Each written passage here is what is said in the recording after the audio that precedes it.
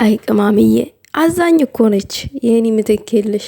እንደው ለፍተው ለፍተው ጥረው ተጋግጠው ላያገኙት ነገር ዝም ብሎ ተሚደክሙ እኔ ባቋራጭ ልንገራቸው ብለሽ ነው።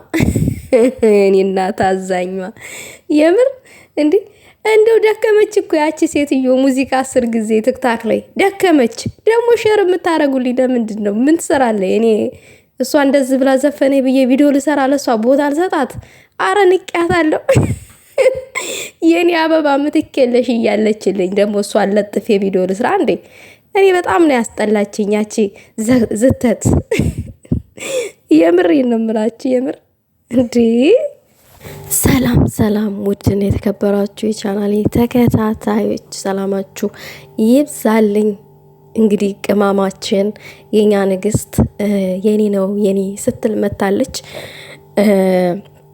እኛም እኮ መስክረናል፣ እኛም ድረናል፣ ሰተናል። ያው ነገሮቹ አልስተካከላሉ። በመሃላችሁ ሴጣን በዛ፣ በእውነት ሴጣን በዛባቸው በእነዚህ ልጆች መሃል። እኔ አሁን ላይ እንደዛ ነው ማለት የምችለው።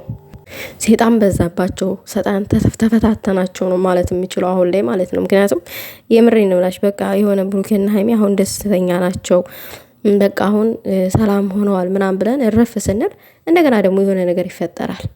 እና ለማንኛውም ሀይሚዬ የኔ ነው የኔ አትድከሙ ለማታገኙት ነገር ብላለች። ልክ ናት።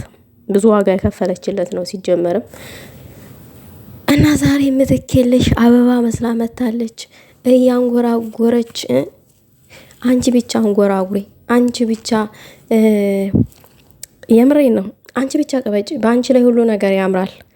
እነዛች እነ ጠንፌ